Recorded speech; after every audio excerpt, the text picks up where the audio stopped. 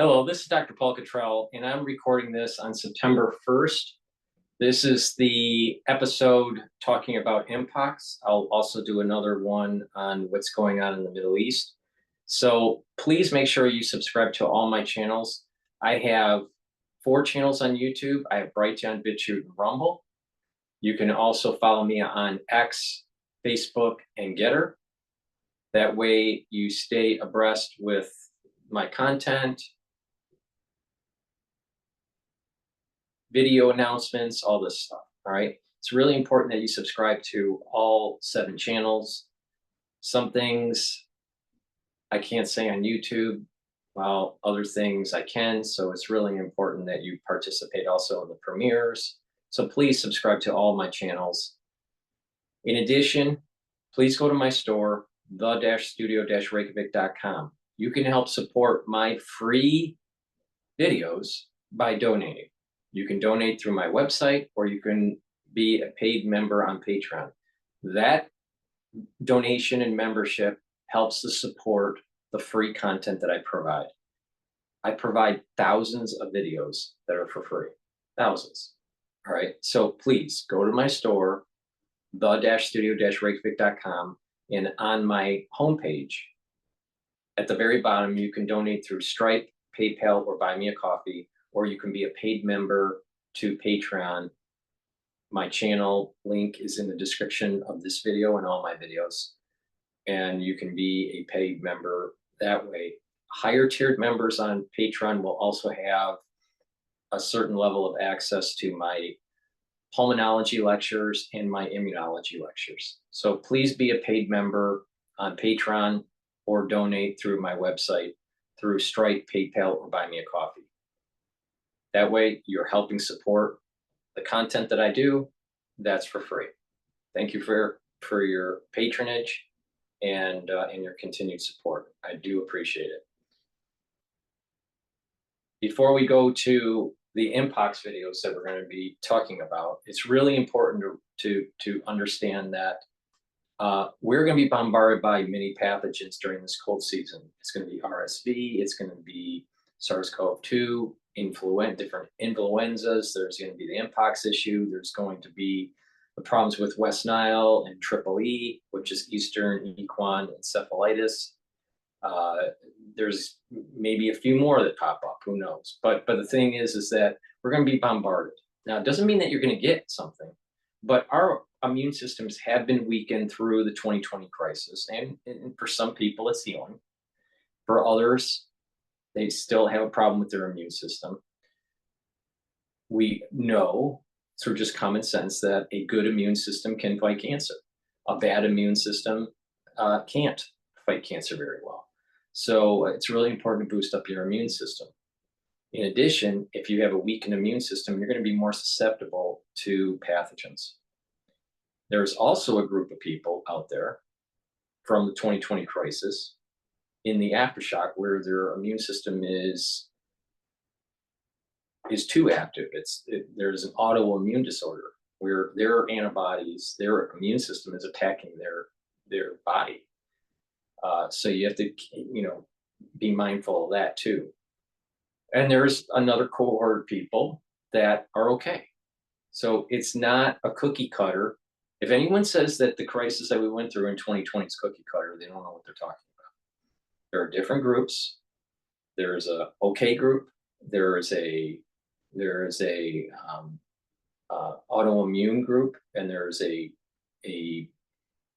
immune system group where it's deficient to some, and there's different degrees of deficiency within that group.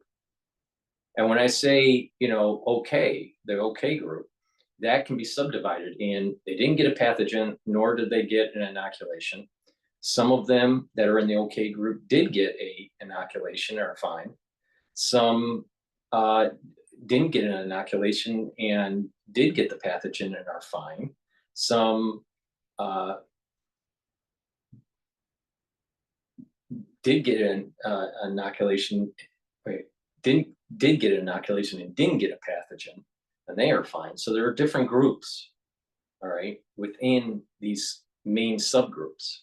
All right, so if anyone says that all of one particular category, this is what happens, you're not paying attention to the data. That's not what the data says. So please be mindful that in the 2020 crisis, you have all these different subgroups, the ones that have an autoimmune disorder for various reasons, ones that have a deficient immune system for various reasons, and ones that are okay for various reasons, right? It's not a cookie cutter approach. Very important to understand that, all right? But for the ones that are going to have these weakened immune systems, all right, and there are many, all right, we are going to start seeing people contracting pathogens at a higher rate, at a higher incidence, all right? And we're going to have to just take our health in our own hands. And that is boosting up your immune system, eating right, exercising properly. You know, it's a lifestyle change.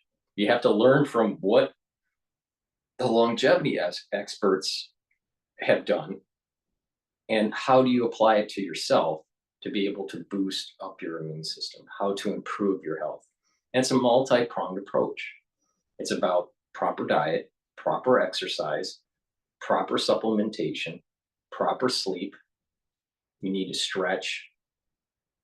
You need to do balance exercises. You don't have to get too crazy about this, but some anaerobic training, so weight training, some cardiovascular training, so some aerobic training, some balancing exercises, which is a little bit of yoga and stretching, right? You don't have to get too crazy, but a little bit each day. It's really important. Proper sleep is really important. And you need to also have mindfulness, all right? And that's either through meditation or spirituality, all right? And challenge your brain. You have to exercise your brain. That means reading and writing and talking to the real world, not cyber world, not on social media, but talking to real people, all right? There are going to be many benefits when you do that, all right? For example, facial expressions and being able to read facial expressions and giving facial expressions are really important as part of just being human and being social, but also the mental, it adds another dimension of mental acuity compared to a very one-dimensional kind of situation when you're just conversing through text messages or something like that. You lose that social facial expression that's really important, right? What you'll notice is that people, especially after the 2020 crisis, have had the problem with actually talking to people in a social setting, right? This is kind of like, it's just starting to emerge, where people are having problems looking at people in the eye. People are having problems introducing themselves properly or wanting to be in a crowd or whatever, all right? And you have to break that. You have to break some of that psychological crutch that has developed through technology and especially through the crisis of 2020. That's an important feature. There are some people, especially younger individuals, that are having problems actually socializing in the real world now, and communicating in the real world. So just keep that in mind. So let's play a video by DW on Mpox. We are going to stay in Africa now and talk about the fight to contain the outbreak of Mpox on the continent, one that has sparked a global health emergency. The WHO says the first delivery of vaccines is expected to arrive in the Democratic Republic of Congo in the next few days. It's dealing with a new strain of the virus that has spread across parts of the continent, and we also have cases being reported outside of Africa. The new Mpox strain is spreading and changing fast. The virus is morphing in areas where experts lack the funding and equipment to properly track it, meaning there are several unknowns about its severity and how it's transmitting. The new strain, Clade 1b, was first identified in April in samples collected from a gold mining town in the Democratic Republic of Congo's South Kivu province. It is potentially more lethal than the Mpox outbreak in 2022, which was driven primarily by male-to-male sexual contact. The Clade 1b strain can be transmitted through any kind of physical contact or contaminated material. The crowded conditions of Congo's refugee camps have caused the virus to spread rapidly. On August 13th, Mpox was declared a public health emergency in Africa. Just a day later, the WHO released this statement. Today, the emergency committee met and advised me that, in its view, the situation constitutes a public health emergency of international concern. The WHO said the all-new GMC Acadia goes big on technology, so you can go big on adventure. The WHO says that Congo now has over 18,000 cases, and over 600 have died as a result of Mpox this year. At Now, least put that 12 in countries perspective. across Africa. 18,000 cases. That's a lot in 1 year, in one area. All right, so it's a problem. To think that this is not a problem, you're not paying attention. All right. In addition, in developed nations, like I said, if an outbreak happens in a developed nation, we do not have antibodies, and the antiviral therapies don't work. Let me repeat, antiviral therapies don't work for Mpox. There's no treatment. Let me repeat, there is no treatment for Mpox. Nothing works that has high efficacy. So if an outbreak does happen, it's going to be problematic in a developed nation. In addition, the antibodies that people may have had from smallpox vaccinations, when we had smallpox vaccinations for the baby boomers or immigrants that were coming to these developed nations like the United States, all right, they had antibodies, but if they were really young when they had the smallpox vaccination, chances are the memory cells for them aren't as robust, if existent at all, for an Mpox outbreak. So most of Gen X and younger in the United States don't have antibodies for cross-reactive antibodies for smallpox or Mpox. So if an outbreak happens in developed nations, it's going to be a problem. It's going to be a problem. Now, if someone was in the military, they would have had vaccinations, and they might have some memory because they're a little older when they're in the military in their 20s, right? Or maybe 19 years old or so, right?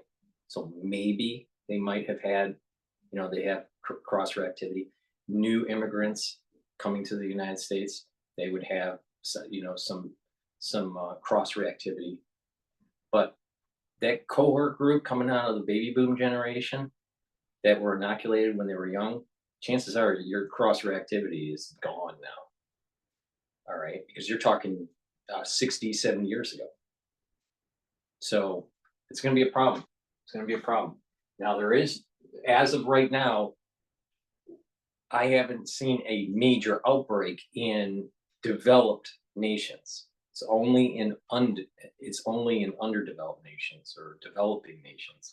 So that's a good thing, but we can potentially see an outbreak emerging in developed nations.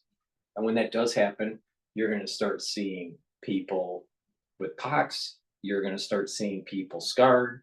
You're going to have potentially higher deaths. And obviously, there's going to be some sort of government intrusion on civil liberties, trying to contain the outbreak. So it's multifaceted. If it's a big if, but if the outbreak starts to happen. Now, I think that the outbreak in a developed nation is about 20% chance. So 80% chance it won't happen. But there's a 20% chance that it will.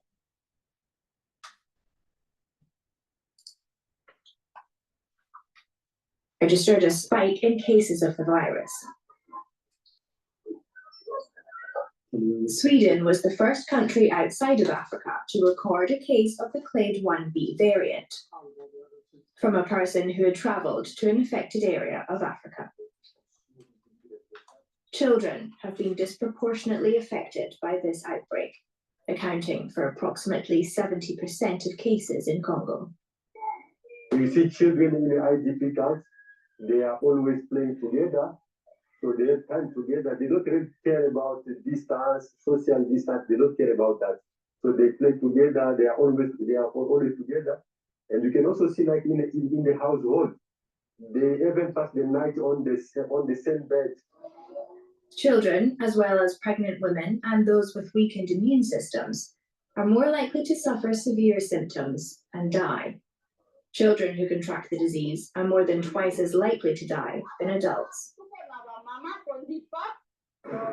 The Congolese government hopes to start vaccinations soon, with children first in line, but the arrival of shots has been slow. Efforts to contain this disease are becoming increasingly more difficult. Well, I'm joined now by the epidemiologist and health economist Eric Feigl-D. Eric is co-founder of the World Health Network, which was created during the COVID pandemic. He joins me now from Washington, D.C. Eric, it's good to see you again. So the WHO says that, 230,000 Mpox vaccines are ready to be shipped to the DRC to get things going in a couple of days. I mean, is that the solution? We've got a vaccine, do the vaccinations, and we will solve this problem. Well, I think it's definitely a key part of the solution. The only problem is that WHO, while you're shipping and allowing countries to buy the vaccine and donate it to the DRC, has not actually formally approved the vaccine yet. And so the vaccine's approved by Europe and the US FDA, but the WHO still needs the 2 more weeks to actually approve it, they're thinking. But that said, many countries, including Spain, Japan, have already pledged hundreds of thousands and millions of doses. But we still have to get the shots into arms, so to speak. And again, the deployment of this will still take a lot of time. So I think overall we need probably about 10 million doses for Africa, and we haven't even scratched the surface of that right now. What about people who were vaccinated 2 years ago when there was another outbreak of Mpox? Do they have protection and immunity from this latest strain? Well, first of all, the vaccine is the same vaccine. Okay. The Jynneos vaccine made by the Bavarian Nordic is the main vaccine. And there's also another one made in Japan, which is also can be used in children. The vaccines actually have formulations and not changed. We're just pulling these vaccines off the shelf for the previous, because originally they were designed for smallpox, but they also work against monkeypox. And just today, US approved another one of the older smallpox vaccine, the ACAM vaccine, for this, if necessary, even though ACAM is a little more severe in its symptoms.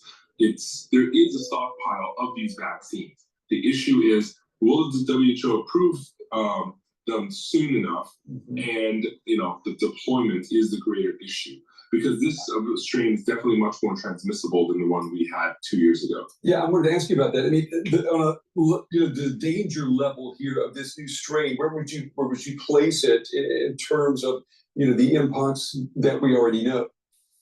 Higher. Yeah, the previous Mpox was definitely much more sexually transmitted in predominance and close contact, not necessarily just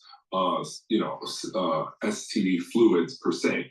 But right now, the 70% of the cases are in children, and that clearly shows that it's clearly much more transmissible. It's not just sexually transmission requirement. And I think they don't actually know the details of the transmission. They don't know exactly what the mechanism is, but we think it's close contact. And possibly there's an open debate about airborne aerosol droplet spread as well. So right now they're investigating this. It is definitely much more transmissible. The severity, according to WHO, currently is about 3.5% mortality. It may not be that high because we're missing a lot of undiagnosed cases in Africa, but it's still definitely not. Please watch my video that I did, the overview for Mpox, but in that video, I have a PowerPoint that shows details of what's going on with Mpox, all right? Maybe I need to do another one, but the thing is go and watch that video. It's called Mpox Detail Overview.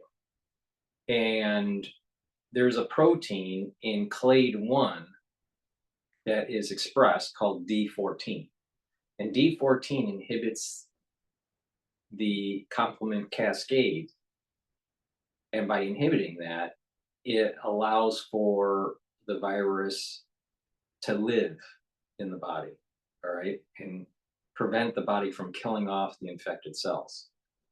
So it's really important to understand that there is a protein that is expressed that inhibits the body from clearing the infection.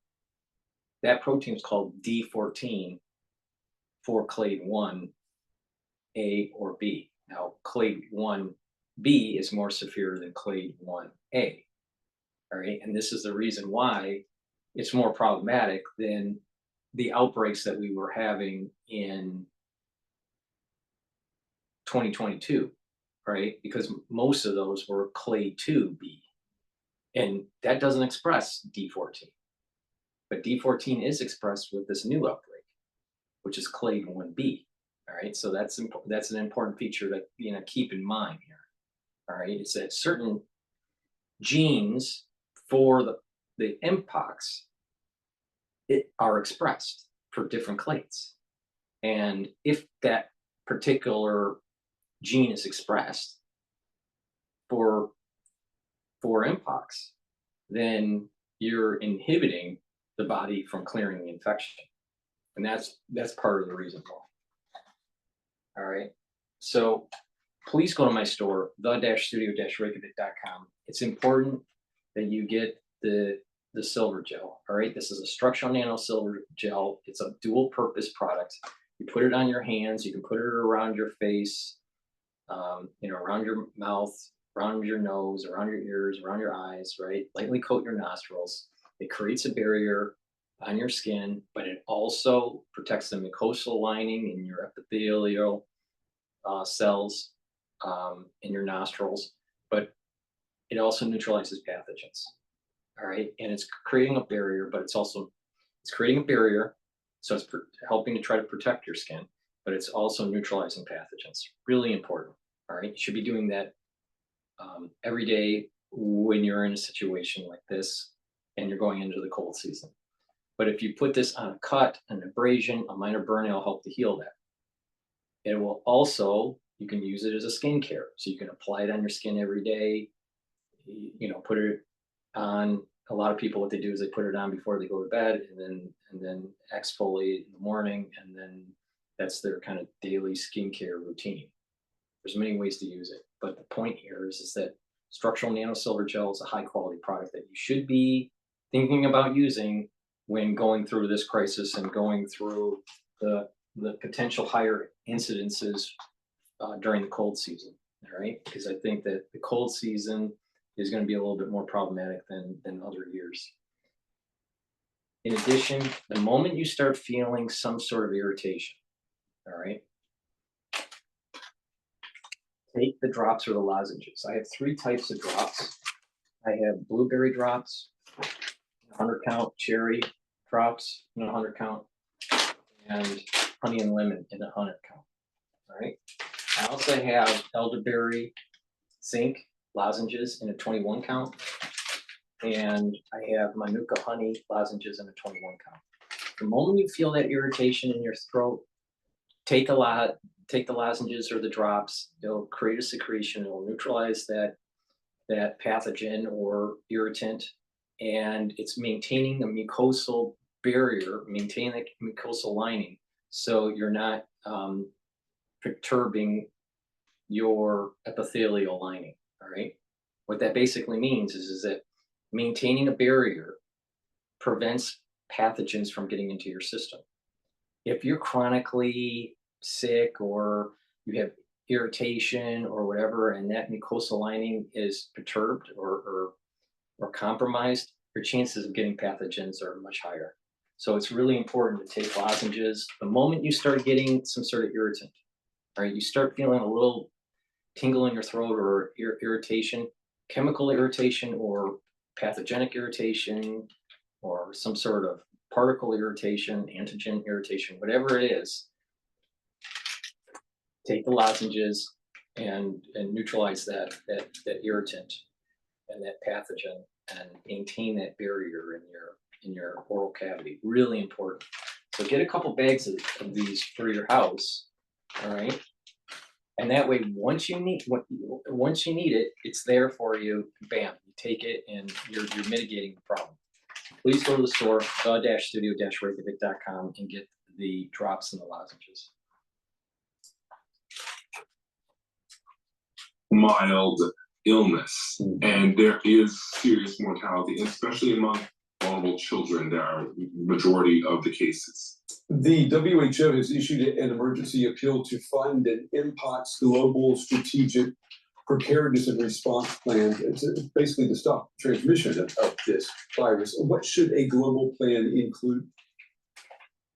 Well, I think a lot part of their global plan includes funding for the 10 million doses that the WHO has called for. And we're not even scratching the surface of that 10 million. They're asking other countries to donate these funds, and also this for these companies to cut the prices, because currently the prices are $70 to $100 for these vaccines, and that's just not sustainable for Africa. And I think right now, ramping up production, trying to get permission from these companies to have the tech transfer to produce these vaccines more efficiently in lower cost settings, and of course the ramp up and getting more countries to contribute. I think altogether they're part of their global strategy, but right now they haven't even scratched the surface. Epidemiologist Eric Feigl from Washington, D.C. Eric, it's always good to see you. We appreciate your valuable input in this story. Thank you. All right, so let's go to a new video here. All right, this is Reuters.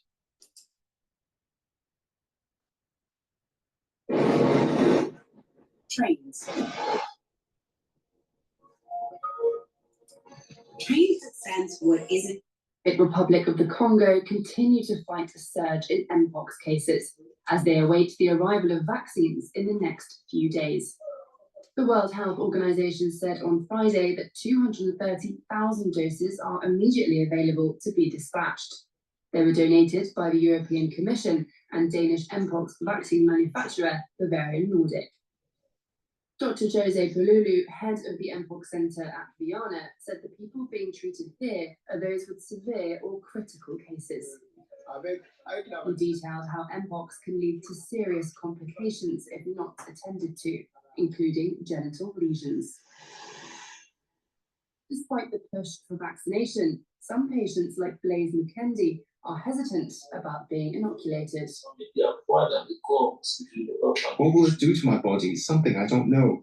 Because with COVID-19, we saw that some people refused the vaccine. Some accepted the COVID-19 vaccine and others refused because they had other problems afterward. So with this vaccine, we need a clear explanation of its role in our body. If it will really help us, we will accept it. We are sick. Earlier this month, the WHO declared Mpox a global public health emergency. More than 18,000 suspected cases of Mpox have been reported in Congo so far this year. The viral infection has now spread to at least 12 neighbouring countries. Mpox had been circulating in the DRC since January last year. but only became a grave concern this January when scientists spotted a worrying new mutation.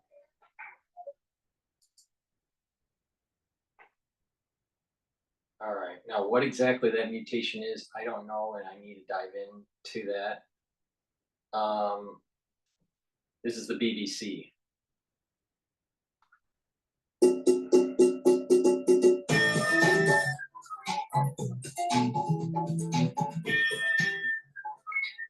The infectious disease Mpox has been declared a public health emergency of international concern by the World Health Organization.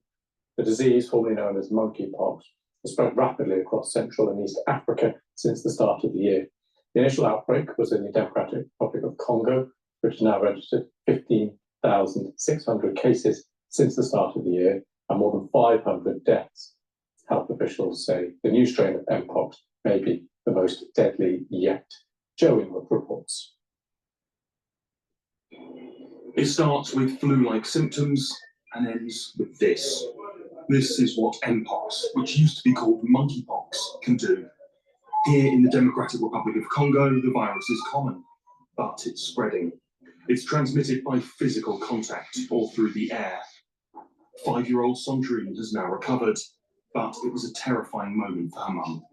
She had a high fever and then she started to get lesions on her body. She had rashes on her arms, on her abdomen and even on her tongue. I've been told it was a serious illness that could kill her, so I took her to the hospital. Although it can be sexually transmitted, in the crowded camps of the Eastern DRC, most of the patients are children. So far, we have 130 suspected cases, and half of them under 5. Just 5% are adults. The most common way to get infected is direct contact from a sick person. And in the camps, children, they play together. The latest outbreak has killed 450 people in the DRC. It seems a new variant called Clade 1b is more virulent and more dangerous. And it's now been detected in neighbouring countries, including Burundi, Kenya, Rwanda, Uganda, and the Central African Republic. And so the World Health Organization has declared a global health emergency. It's clear that a coordinated international response is essential to stop these outbreaks and save lives. A public health emergency of international concern is the highest level of alarm under international health law. It is possible to vaccinate against Mpox, as happened in previous outbreaks, but these vaccines are not widely available in the DRC, where these children had to rely on their immune systems. The And it's really important to pay attention that there's no treatment. There's no treatment. You just got to let this thing go through. You can treat some of the symptoms, but you're not really treating the virus. All right. There's no treatment for it. So, it's a problem. It's really a problem. All right. Please go to my store, the-studio-reykjavik.com. I have structural nanosilver soaps.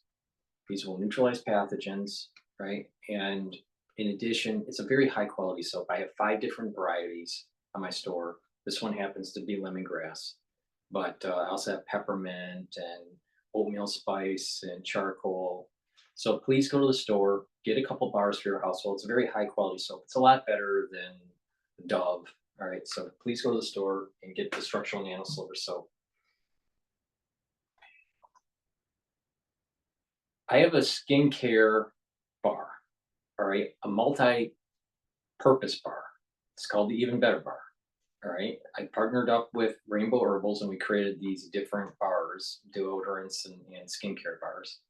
This skincare bar you can put on your skin every day and it'll help to soften your skin, smooth your skin, and give it a little bit of a glow. All right, you can use it every day, all right, on your skin. In addition, it will help to heal a wound. So if you have a cut, an abrasion, or a minor burn, it'll help to heal that. You can apply this on a bug bite, which is going to be important, especially during the whole West Nile issue and the EEE problem with the mosquitoes. So the moment you have a mosquito bite, apply it on the wound so you're not scratching it too much and creating, further damage to your skin. It will it will eliminate the itch in maybe about 30 seconds or so. So it's a very high quality skincare bar. It's made from essential oils from the Himalayas. So please go to the store and get this very high quality bar. If you have psoriasis or eczema, you can apply it there to mitigate it. If you have a muscle pain, you can put it on the muscle pain. The muscle pain will be mitigated, if not eliminated, in 60 to about 120 seconds. So this is a very good bar, all right? So please go to the store, get a couple bars for your household, so you have them when you need them. All right, that's the whole idea, is to be prepared. It's a very high quality bar, and you can use it as a skincare every day if you don't want to use the structural nanosilver gel as a skincare. In addition, we developed these deodorant bars. The deodorant bars are either in citrus or in peppermint, lavender, and tea tree. These deodorants, all right, are made from essential oils from the Himalayas, very high quality. There's no aluminum, no baking soda, and they're dual purpose. So you use them as a deodorant. It's for males and females, but it also helps to detoxify your body. Really important to regularly detoxify your body, on top of, because of the chemtrails and the bug spraying and the forever chemicals that are in our water and our food, even in our clothing. There are forever chemicals in our clothing. So, you know, what you really need to do is take things that are dual purpose that help to mitigate some of these toxins. You want to take things that help your immune system and help to detoxify your body. This product will help to detoxify your body on top of it being a deodorant. So please go to the store and get the deodorants either in citrus or in peppermint, lavender, and tea tree. Get a couple bars for your household. It's really important. All right, so let's take a look at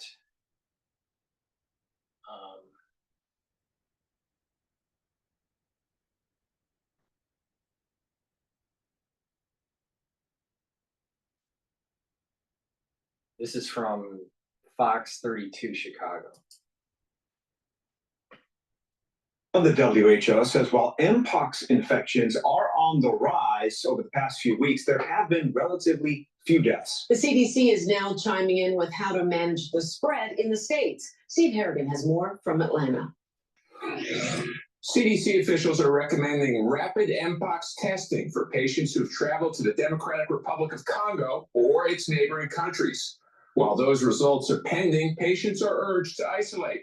And for health officials, the CDC recommends they follow state and local Mpox reporting requirements. There are two different versions of the Mpox virus, clade 1 and clade 2, but both versions of those viruses continue to look like they are spread through very close contacts. The CDC guidelines are for the clade 1 variant. Now, clade 1 appear to be more severe in terms of seriousness of disease. And usually we have about 10% mortality. A big part of that reason is the D14 gene being expressed for clade 1, all right? Because it affects the cascade, all right? The complement cascade. And the World Health Organization has lifted its usual rules for partners to buy Mpox vaccines in a bid to get shots to Africa faster. Some of the vaccines, as the team said, will arrive in the next few days in the DRC. The relief can't come fast enough, as those recovering from Mpox in the DRC are now facing a stigma in their communities for catching the disease. Customers don't come to my small business like they used to because they say my children were sick with Mpox, so they're afraid they will contaminate them too. Mpox symptoms include a rash that forms blisters and then crusts over. It is spread through intimate contact and saliva. There have been more than 30,000 cases in the U.S., with more than 50 deaths reported. In Atlanta, Mpox can be passed from clothing, from bedding. If you happen to be a worker, let's say in a hotel, and you're a maid, all right, and you're working on the room, but one of the people that were in the hotel were using the bed that happened to have Mpox, you may contract it. So you got to kind of pay attention. It's not about just intimacy, but it's also about being next to something that, touching something that individual touched. The clothing, you can get Mpox through clothing. All right. So, just to pay attention to that. It's like the same way that you could get chickenpox. It's the same way that Mpox is transmitted. All right. Now, chickenpox is a herpes virus, so it's a different type of virus. But if you remember, most people did get chickenpox. If you remember how easy it is to get, it's the same problem. It is the same problem. It's transmitted the same way. Steve Harrigan, Fox 32, Chicago. All right, lovely. Okay. Now, all right, so let's, this is Reuters. Before I do that, please go to my store, the-studio-reykjavik.com, and get the olive leaf extract. Olive leaf extract is important. It's a dual purpose product. All right. This helps to boost up your immune system and also helps your cardiovascular system. How does it work? It brings down inflammation. By bringing down chronic inflammation, what's going to happen is your immune system is going to be boosted up. You're going to have a healthier immune system.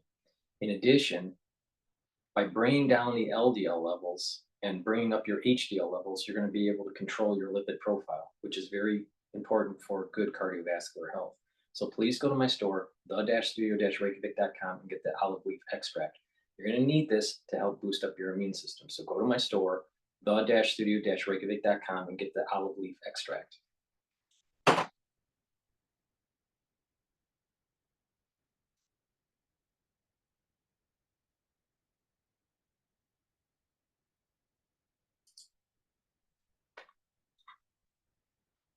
Oh, wow. She's been looking for an insight in that data forever.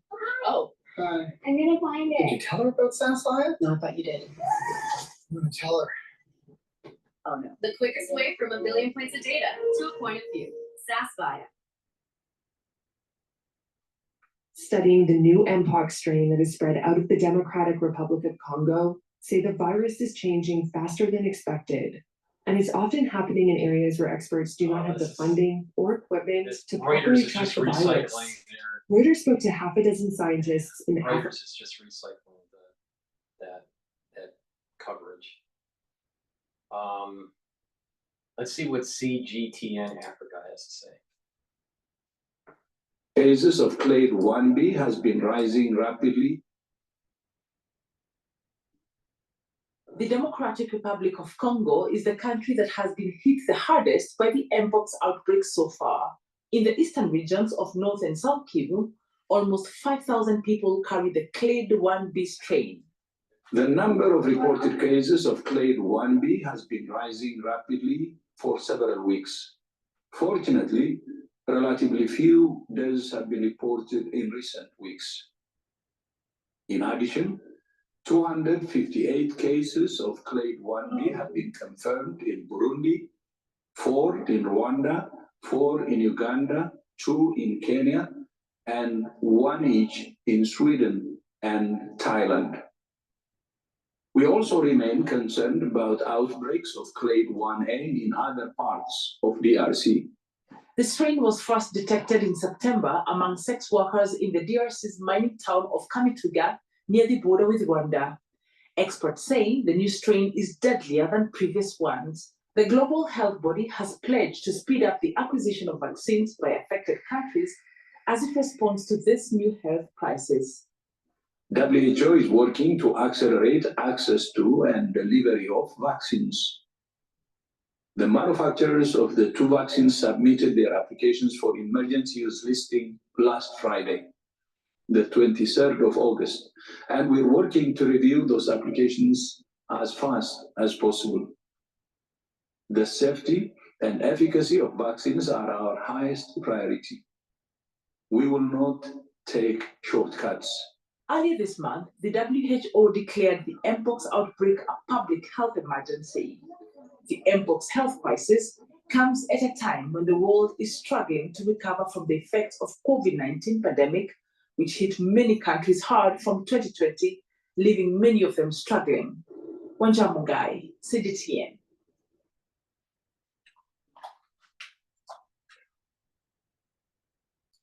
All right, let's see here.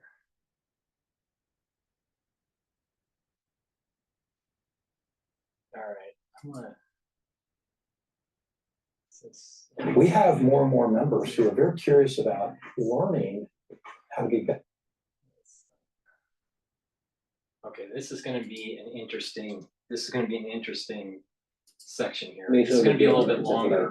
Hey, my name is Dr. Gwen Salido, and I'll be talking about monkeypox today. Okay, so before we do that, this is going to be a longer part segment to the video I'm doing here. It's going to be interesting. We're going to learn a little bit here.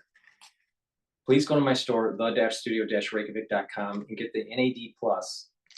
It's important because it helps to boost up your energy levels. It helps to repair DNA, and it is also a compound that helps to protect neurons. All right. So please go to the store, get the NAD+. You should be taking this every day. Now, it's important to realize that West Nile and Triple E, even though it is very low probability of getting, but we're in this mosquito season in the United States in certain areas. And if you do contract it, it's high impact, low probability, but high impact. So you need to take things that are helping to protect your neurons, all right? That's really important because West Nile and Triple E can affect the nervous system. In addition, the chemicals that we're breathing in from the chemtrails, the chemicals, from the spraying for the mosquitoes, the everyday forever chemicals that we're exposed to damage our DNA. And the NAD+ helps the cells repair that DNA. So NAD+ helps to boost up your energy levels. That's really important, especially when you get older. But as you get older, we also have DNA damage that needs to be repaired. NAD+ helps with that process to repair the DNA. And we are exposed to chemicals in our modern day world, and they do damage to the DNA. So the NAD+ will help to try to repair some of that damage. All right, and again, NAD+ helps with neuroprotection. Vitamin K2, MK7, really important for bone health, improving your bone health. You take it with D3, and that way you're absorbing calcium and you can remodel your bones. This will help with osteoporosis and help with the joint health. It's synergistic with taking it with collagen. So that's a great way to help with your bone health. So taking K2, D3, and collagen is really important for bone health. But it's also K2, MK7 can help with cardiovascular health. And how you do that is you take K2, MK7, which is this bottle that I have. You take it with the C60 that I have on my store, which brings down free radicals. You take it with turmeric and ashwagandha, which brings down inflammation and controls the blood glucose levels with ashwagandha. And you take nattokinase and omega-3 to help to bring down your LDL levels. All right, and bring up your HDL levels. So you're improving your lipid profile. When you do all that, you're going to improve your cardiovascular health. You're going to reduce the new plaque buildup, but you're also going to be over time taking the plaque buildup that you do have, and it's going to it'll start to diminish that plaque. That means your blood pressures are going to be better. So it's really important to take vitamin K2, MK7 for bone health and for cardiovascular health. I just told you how to use it in a stack for cardiovascular health. So please go to the store and get my go to my store and get the vitamin K2, MK7. It's a new product that I have. I've been taking K2 for a long time. I've now been able to get it on my store and provide you a high quality K2, MK7. And I told you how to stack it. to improve your bone health and your artery health. The presentation is entitled Monkeypox, Wag Matapon.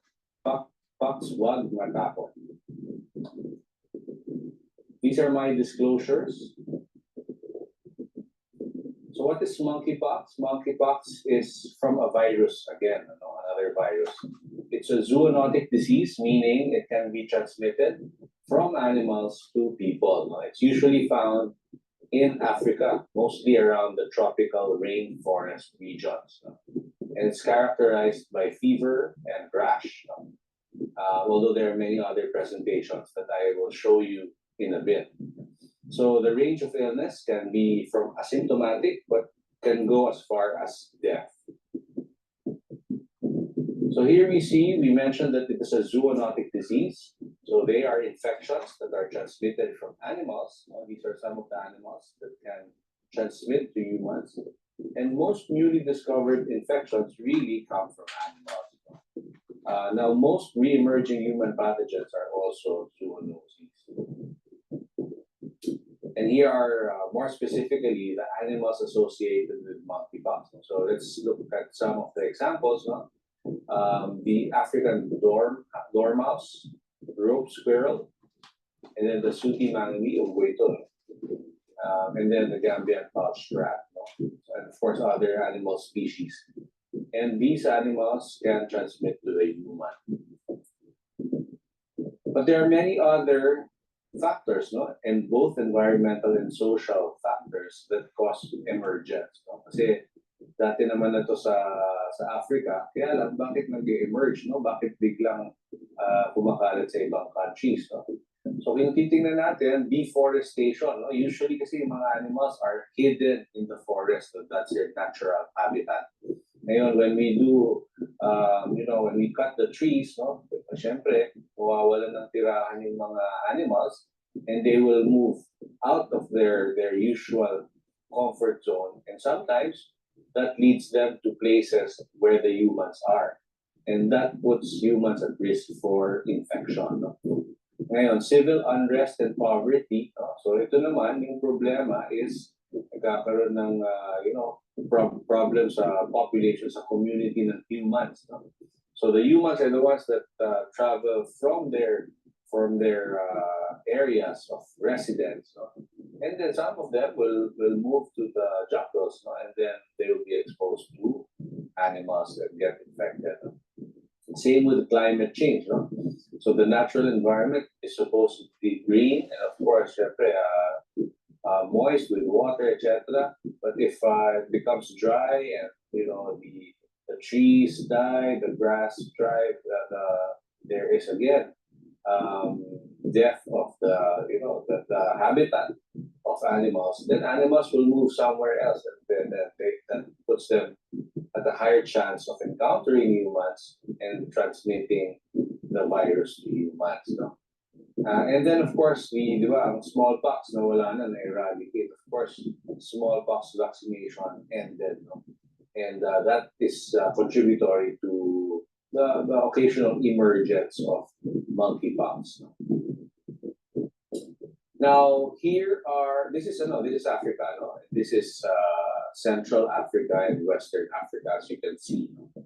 Now, if the orange part are the locally acquired, kasi endemic na sa Africa. So these are the areas that have locally acquired confirmed human monkeypox cases. So Congo, Central African Republic, Gabon, Cameroon, Nigeria, Cote d'Ivoire, Liberia, and Sierra Leone. Now yung imported, yung purple sa Benin and South Sudan. But this is the usual area of monkeypox. And this is a bigger map showing the locally acquired and imported cases. Okay, but look, imported cases, United States, United Kingdom, Israel, and even Singapore. So that's from 1970 to 2021. So endemic usually in Africa, but from time to time it can go to other areas. So this graph shows the number of confirmed monkeypox cases worldwide here on the left. As you can see, sporadically, merong mga konti-konti, and depends on some are in West Africa, and then some in Central Africa, and then imported. And then around 2017, 18, 19, and 20, medyo marami, mostly from West Africa and Central Africa. And here on the right, although I'm covering it a little bit with my face, the number of suspected monkeypox cases in the Democratic Republic of Congo, as you can see, from the 90s, no? Pataas na pataas, no? And here you see the NPAM, matataas. So, tumataas talaga yung kaso ng monkeypox cases. Okay, another map showing the geographical distribution of confirmed cases and suspected cases of monkeypox in non-endemic areas. So, you know, pinagita na natin na marami na pinuntahan iba, including Australia, UAE. There's a lot of feedback. There's a lot of noise in his video, so hopefully you can hear it as well.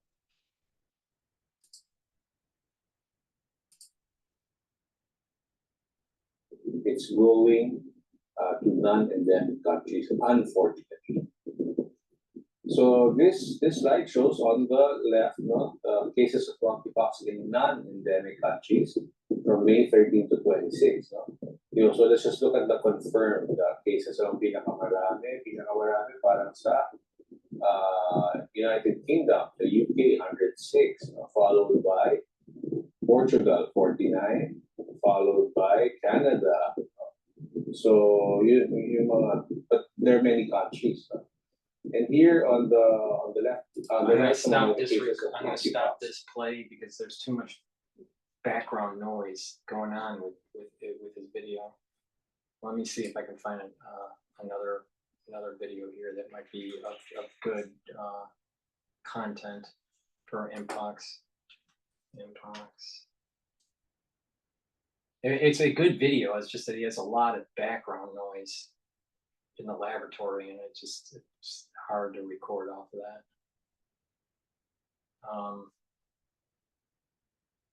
Let's see if I can find something here this week.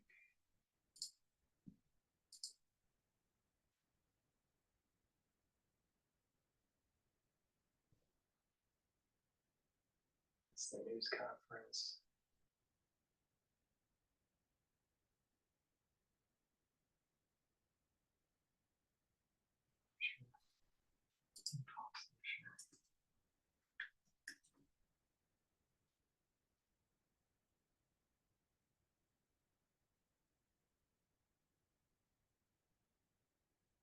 That was 1 year ago.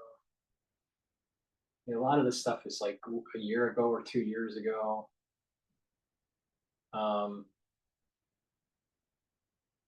Yeah, unfortunately, his recording is not that great. All right. Please go to my store, the-studio-reykjavik.com, and get the NAC.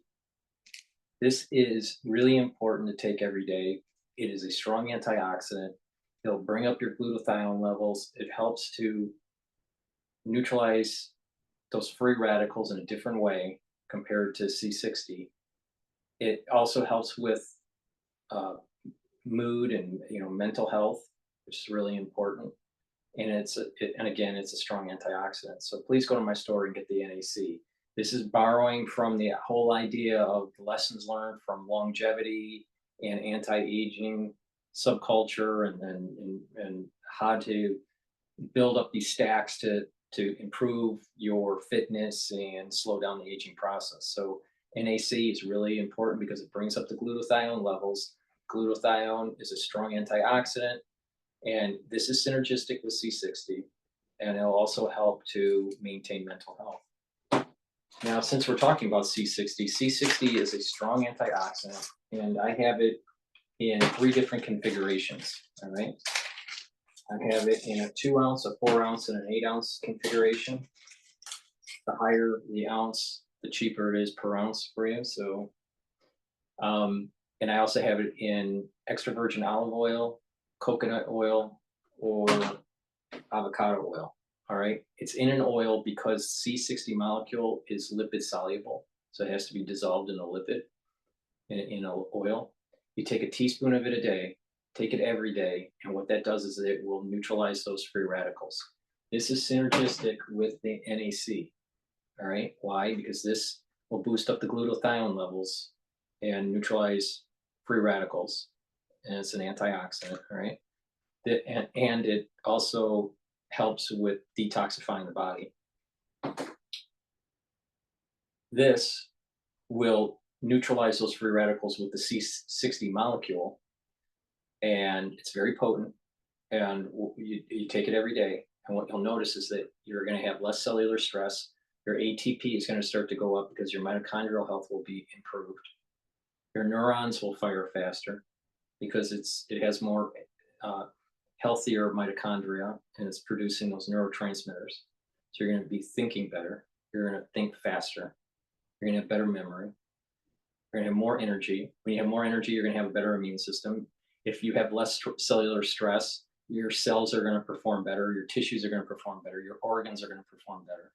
So it's really important to take antioxidants because as we get older, we're building up more and more of those free radicals. So you got to soak those up. That's why it's so important to take the NAC every day and take the C60 every day. All right, take a teaspoon of this every day. I have it in extra virgin olive oil, coconut oil, and avocado oil. So please go to the store and get the C60 in a 2 ounce, a 4 ounce, or an 8 ounce configuration. I also have nattokinase, which helps to dissolve clots because it's fibrinolytic. If you take nattokinase in higher doses, it'll also bring down LDL levels and increase your HDL levels. This helps to improve your lipid profile. It helps to improve your cholesterol level.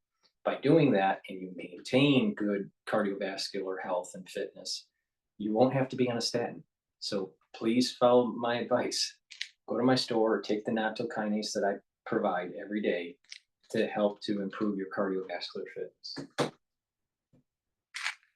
Ubiquinol is the active form for CoQ10.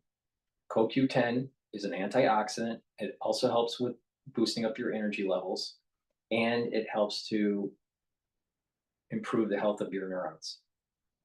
So please go to my store, the-studio-reykjavik.com. It's the-studio-reykjavik.com. Get the Ubiquinol. Take it every day. It's important. I've been taking CoQ10 for a long, long time, and I now can get provided on my store for you to add to your stack. CoQ10 is really important for neural health and the mitochondrial health and boosting up those energy levels. It's an antioxidant, so please go to my store. It's synergistic with C60. It's attacking the problem in a different way. It's also synergistic with the NAC. If you notice what I keep on telling you what to do, like ubiquinol is synergistic with NAC also, all right? Glutathione levels go up, all right? And that's an antioxidant. The CoQ10 helps with your neurons and helps to boost up your energy levels, all right? And it helps with the mitochondrial health. Same thing with the C60. It soaks up those free radicals and helps with the mitochondrial health. So they're all synergistic, but they're attacking it from a different direction. Right? So please go to the store and get the ubiquinol. It's the active form for CoQ10. I've been taking ubiquinol for many, many years, and you know what's really important here is to add it to your stack. All right, and as I can provide more compounds, more supplements to the store, you'll be able to fully mimic what I do. All right, because I take a lot of stuff. All right, but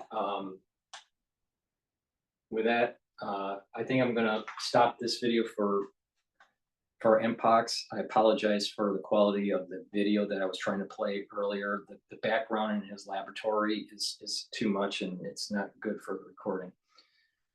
Please go to my store, the-studio-reykjavik.com. It's important to understand that if Mpox becomes an outbreak in a developed nation, which it has not yet, this clade 1b, if it does, we don't have enough cross-reactive antibodies at the population level to be able to mitigate it, and it's going to be a problem. All right. So how do you, how do you take charge of your health? You need to boost up your immune system. I've told you 1,000 times what you need to do to boost up your immune system. You need to be putting stuff like structural nanosilver gel on your skin to create a barrier. All right. And you need to, realize that you can, touch a surface and get pox. All right. It's not just the person. Don't believe that's just the person. It's not.